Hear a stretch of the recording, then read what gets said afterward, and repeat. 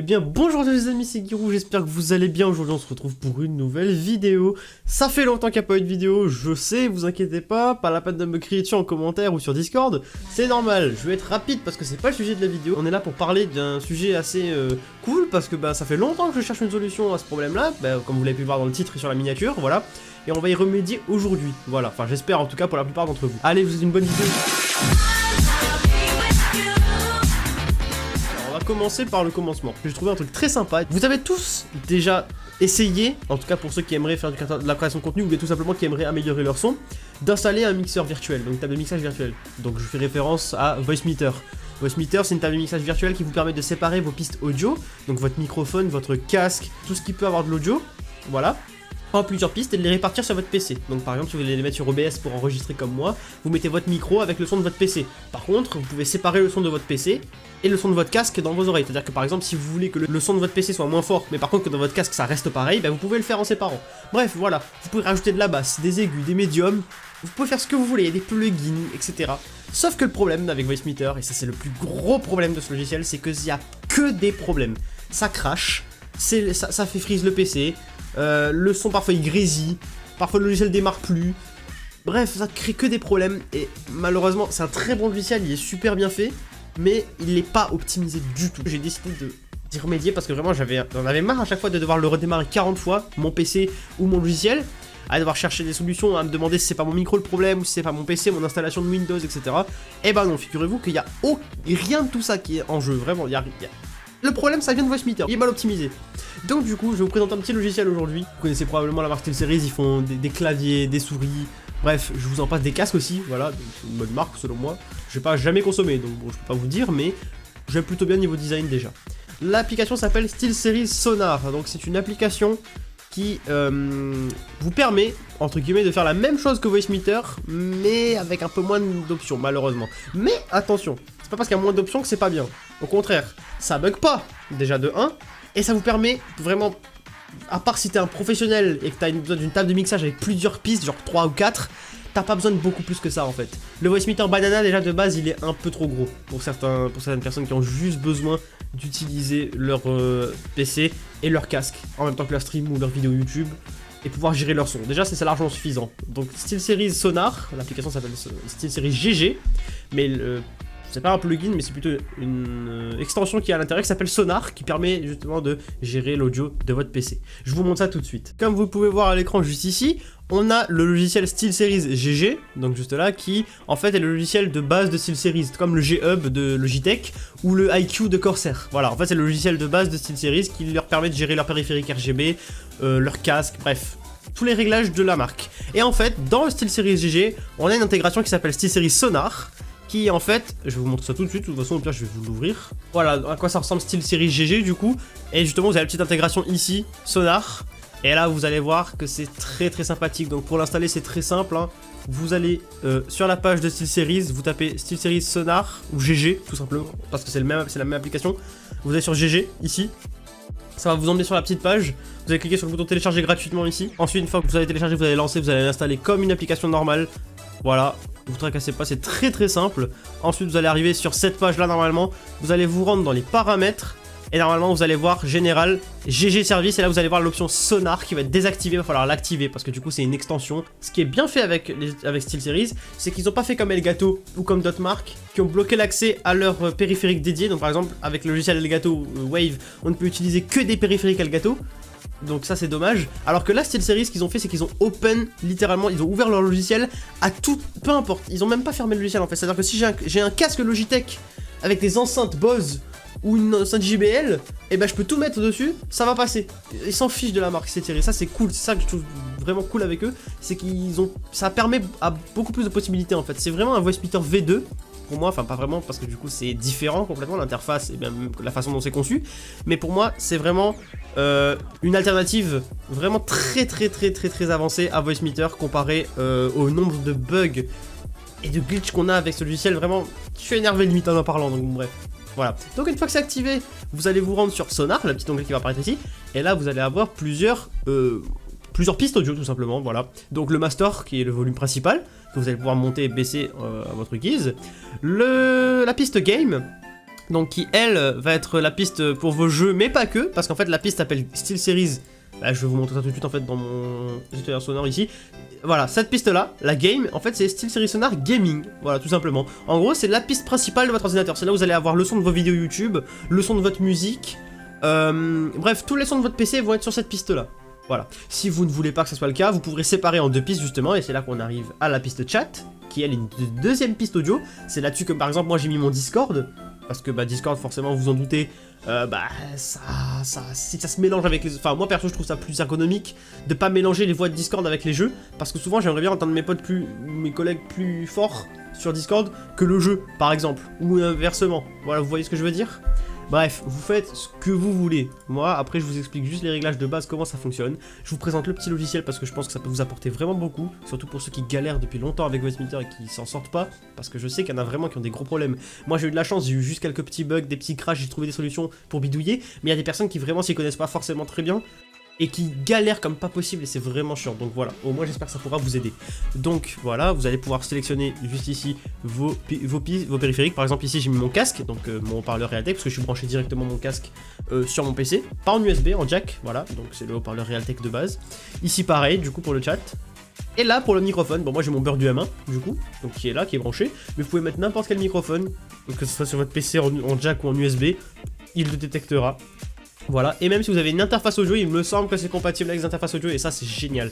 Si vous avez une table de mixage physique ou une carte son, vous pouvez littéralement brancher votre table de mixage ou carte son en USB ou en jack, le mettre sur SteelSeries Sonar pour pouvoir voir les détails qui s'affichent ici. C'est-à-dire que si vous branchez votre table de mixage, vous pourrez gérer plusieurs pistes sur la table de mixage, mais si vous en avez plusieurs et que vous n'avez pas tous à gérer en même temps et que c'est chiant, vous pouvez tout regrouper sur SteelSeries Sonar pour en avoir que 2, par exemple, et ça c'est génial. Voilà, donc du coup... Ensuite, vous avez un menu qui est extrêmement cool, mais d'abord, je vais vous expliquer juste à quoi ça sert ce petit truc-là. Vous avez bien évidemment les boutons mute, hein, voilà, je vais pas mute ici. Et ça, c'est la balance, le chat mix, c'est la balance entre le son du chat et le son de votre PC. Enfin, du chat, non, mais du son des trucs que vous allez choisir, entre les 2 pistes en fait, si vous voulez. Par exemple, si vous voulez qu'on entende plus le son de votre PC, vous allez mettre ça là. Par contre, si vous voulez qu'on entende plus les sons secondaires que vous avez définis sur chat, ben vous allez mettre ça là. Par exemple, voilà, à vous de trouver le juste milieu. Bref. Donc maintenant on va passer à la partie réglage du coup, parce que là c'est bien beau, je vous ai montré comment ça fonctionne, je vous ai montré comment mettre vos périphériques et les sélectionner pour les faire fonctionner, mais bon, bah maintenant faut peut-être pouvoir un peu modifier les trucs quoi, parce que sinon à quel intérêt d'avoir juste ça, parce qu'en fait finalement ça fait rien, c'est pas comme Voicemeeter, et ben si, je vous montre ça tout de suite. Vous avez la partie réglage avec les petits onglets en haut, donc le mixeur principal, le game du coup qui est votre piste game, et là dans ce cas là vous allez avoir une panoplie de réglages. Franchement, il y en aura peut-être pas autant que Voicemeeter, ce sera peut-être pas aussi précis, mais il y en a vraiment pas mal, il y a de quoi se faire plaisir je pense pour les novices et même pour les assez expérimentés. Je pense qu'il y a vraiment de quoi se faire plaisir. Donc du coup, vous avez plusieurs pré-réglages de base. Donc en fait, tout simplement ici ça va être l'equalizer qui va vous permettre d'améliorer votre son que vous attendez dans votre casque ou sur votre PC tout simplement, que les gens vont entendre. Par exemple moi mon casque DT770 Pro, que vous devez connaître probablement parce qu'il y a beaucoup de monde qui l'ont, et d'ailleurs je me suis acheté parce que c'est un excellent casque, on me l'a recommandé. Et donc du coup par exemple moi je trouve, en tout cas à mes oreilles, que de base le son est très bien, mais ça manque un petit peu de basse et ça percute pas très bien au niveau des aigus. Donc du coup, j'ai rajouté beaucoup de basse parce que moi je suis un bon friand de la basse, et un petit peu d'aigus. Par exemple, vous voyez, je fais un equalizer personnalisé. Il s'appelle Forza 5 parce que j'ai repris la base du Forza Horizon 5 qui est un preset de base intégré à SteelSeries Sonar. Parce que oui, du coup, SteelSeries ils font pas les choses à moitié, ils ont des presets pour chaque jeu. Si vous voulez vous focus à fond sur une game d'Apex, ou de Dota 2, ou de League of Legends, et ben vous pouvez choisir le profil qui correspond. Et les sons vont être littéralement optimisés, l'equalizer va être optimisé pour entendre les sons très importants uniquement de ce jeu-là. Par exemple, dans League of Legends, vous avez besoin d'entendre quelqu'un qui a dash à gauche, à droite, derrière ou devant, et bien vous choisissez League of Legends et vous savez qu'il a dash, etc. Ou alors, par exemple, sur Apex, vous savez qu'il y a quelqu'un qui a tiré à gauche, à droite, bref. C'est ultra bien pour tout ce qui est, pas forcément e-sport, mais pour ce qui est jeu en compétition. Parce que vraiment, ça donne beaucoup de détails et ça vous permet d'être ultra focus dans ce que vous faites. Et limite, je vais pas dire que ça rend meilleur, mais ça pourrait vous aider à être meilleur en fait, hein, techniquement. Voilà. Donc, hormis l'equalizer, on a un autre petit réglage qui est disponible ici, c'est le son spatial. Le spatial audio, bah, c'est très bien, hein, parce que le stéréo de base, c'est du gauche-droite. Mais le spatial audio, le 7.1, le fameux surround qu'on entend souvent, on voit sur les pubs à Carrefour, ou bien à la Fnac, ou je sais pas moi, les magasins d'informatique, Micromania, on voit des casques où c'est écrit 7.1 surround, etc. Et ben en fait, bah vous voyez ça, vous dites cool, c'est super, c'est un casque 7.1 surround, il est génial et tout, mais en fait vous savez pas ce que ça veut dire. Et ben le 7.1 surround, en fait, le 7.1 déjà de base que c'est, le 7.1, c'est comme un home cinéma. Le 7.1 c'est qu'il y a 7 directions différentes au son. Donc c'est un son en 7D techniquement. Par exemple, vous allez avoir 7 haut-parleurs dans votre salon qui va représenter un home cinéma. Donc vous allez avoir le caisson de basse devant, 2 haut-parleurs sur les côtés, ça fait du 3. Ensuite 2 sur chaque côté, à gauche et à droite, 5, et 2 à l'arrière. 6 et 7. Bah voilà. Et bah donc là, au lieu d'avoir un home cinéma autour de vous, et bah ça va le simuler, j'ai bien dit simuler, hein, parce qu'il n'y a pas 7 haut-parleurs dans votre casque, hein, c'est pas possible. Enfin, le vrai 7.1 dans les casques, ça existe, mais c'est ultra cher et bonne chance pour réussir à le configurer. J'ai jamais réussi perso, j'ai jamais testé non plus, parce que, enfin si, j'ai déjà testé une fois, mais j'ai laissé tomber. Voilà, depuis j'utilise le surround parce que c'est très bien. Ça vous permet d'activer, bah, je l'active par exemple là, et là vous pouvez déplacer exactement la simulation du son. Par exemple, les sons à gauche, si vous les entendez légèrement plus derrière, vous pouvez le déplacer. Si les sons à l'arrière, vous les entendez complètement derrière, vous pouvez les mettre tous les deux ici, et ainsi de suite, voilà. Et en gros, ça va permettre de définir un son beaucoup plus précis dans l'espace. Je vais vous donner un exemple tout con, hein. Quelqu'un toque à la porte par là-bas, en tout cas dans mon casque, et ben dans ce cas-là, je vais l'entendre ici. Par contre, si quelqu'un toque à la porte mais que la porte elle est un peu dans ma diagonale, bah au lieu de l'entendre là seulement, vu que c'est du stéréo sur un casque normal, je vais l'entendre ici. Ça va simuler le fait que c'est légèrement devant. Donc ça va, je sais pas comment ça fonctionne en fait, mais ça décale le son légèrement vers l'avant. C'est super bien fait en pêche, hein. Vraiment, je pense qu'avec des ondes, ça fait croire au cerveau et aux oreilles que c'est devant alors que c'est pas devant. Bref, tu vois le délire, hein. Compliqué. Mais du coup voilà, je trouve ça vraiment super comme option. Alors par contre c'est pas fait pour tous les casques, il faut bien évidemment que votre casque soit compatible 7.1. Par exemple lui malheureusement il n'est pas compatible 7.1, donc du coup ça sert à rien que je l'active, à part si je veux me niquer les oreilles, parce que du coup si tu l'actives sur un casque qui n'a pas le 7.1, ça va dégrader la qualité considérablement, donc je vous recommande pas de le faire si vous n'avez pas ce casque. Voilà. Et puis de toute façon hein, la plupart des casques aujourd'hui gamer qu'on retrouve dans le marché, donc Corsair, Logitech, C-Series, HyperX ont du 7.1, donc vous pouvez y aller les yeux fermés et l'activer si vous avez l'un de ces casques là, voilà. Ensuite, les deux petits derniers réglages qui sont en bas, donc le gain bien évidemment si vous voulez forcer le volume, donc mettre plus de gain, et le smart volume, lui, bah, c'est quoi? Vous avez un petit point d'interrogation qui vous explique exactement à quoi ça sert, ça permet de maintenir le volume à une valeur équivalente, que ce soit, pour pas que ce soit trop fort ou trop faible, voilà, constamment. En gros, c'est un réglage automatique du volume, en fonction de vos oreilles. Ensuite, on va passer au menu chat, enfin l'onglet chat du coup. Donc là, c'est la deuxième piste audio. Et là, vous pouvez voir que l'equalizer est légèrement différent. Et je vous explique pourquoi. Ça, vu que c'est le son de votre PC, et que souvent c'est là où on met les jeux vidéo, la musique, ou les films, ou tout ce qu'on regarde sur le PC, c'est là qu'on va faire le plus de modifications. Donc l'equalizer est beaucoup plus détaillé. C'est-à-dire que vous pouvez créer des points à l'infini. Donc là, par exemple, j'ai mis que quelques points. Mais vous pouvez créer des points à l'infini, vous pouvez remplir toute la ligne de points si vous voulez et modifier chaque fréquence une par une.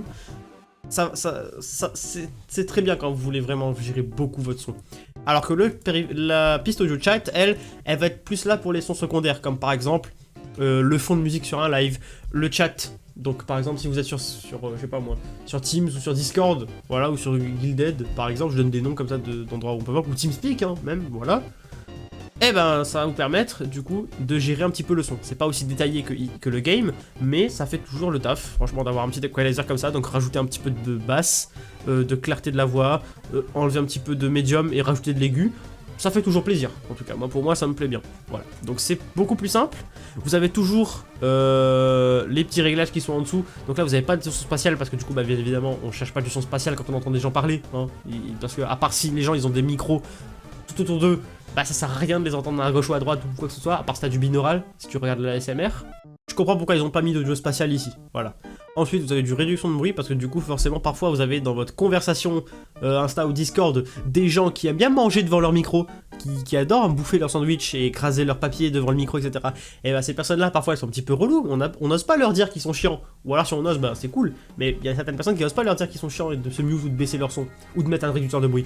Et ben vous savez quoi, SteelSeries il le fait pour vous, Sonar il le fait pour vous, vous avez littéralement un réducteur de bruit, vous activez, là c'est pour les backgrounds, donc les sons de fond, donc les sons en background, vous l'activez. Vous mettez la force d'activation que vous voulez. Et là, si quelqu'un mange dans vos oreilles et que vous aimez pas ça, vous foutez ça là comme ça. Et puis c'est basta. Vous n'entendez plus rien. Vous allez être en train de parler quand il va parler. Mais vous n'entendrez plus manger, etc. Ça va plus vous perturber. Et pareil pour l'impact. Du coup, l'impact c'est la vitesse et la puissance à laquelle ça va réduire le son. Ça je vous laisse gérer, c'est à vous de faire vos réglages. Le noise gate, c'est... Allez, un annulateur de bruit. Donc c'est comme la réduction de bruit, sauf que le noise gate c'est vraiment quelque chose de plus puissant. Je sais pas si vous savez faire la différence entre le noise gate et la réduction de bruit. La réduction de bruit active, donc celle-là, c'est juste, ça va détecter avec une intelligence artificielle les bruits parasites que lui il pense parasites et ça va les réduire. Alors que le noise gate, il va prendre toutes les plages de fréquences où il y a des nuisances sonores, et ça va les couper complètement. C'est ça la différence entre les deux. C'est qu'il y en a un qui est beaucoup plus poussé, donc le noise gate, qui est plus efficace. Bah, c'est écrit de toute façon, coupe complètement le bruit lorsque son volume est en dessous du seuil. Voilà. Donc par exemple, si vous voulez pas que en dessous de, je sais pas moi, allez, ici, en dessous de 45 dB, il n'y a pas de bruit, et bien vous mettez à 45 dB, et en dessous de ça, il n'y aura aucun bruit. Ça va être silencieux, ça va couper tous les sons. Donc si votre pote il fait 32 dB en bruit, et bien vous mettez à 30, et là, pop, vous avez pu entendre les bruits de votre pote. Voilà. Par contre, comme la voix elle est plus puissante et qu'elle est détectée mieux par le logiciel, ça va faire plus de 30 dB. Donc là, quand il va parler, ça va quand même détecter sa voix, mais pas les bruits parasites. Et ça, c'est super cool. Voilà. Et le Smart Voice, encore une fois, qui permet d'améliorer légèrement la qualité du son en gérant le volume automatiquement. Voilà.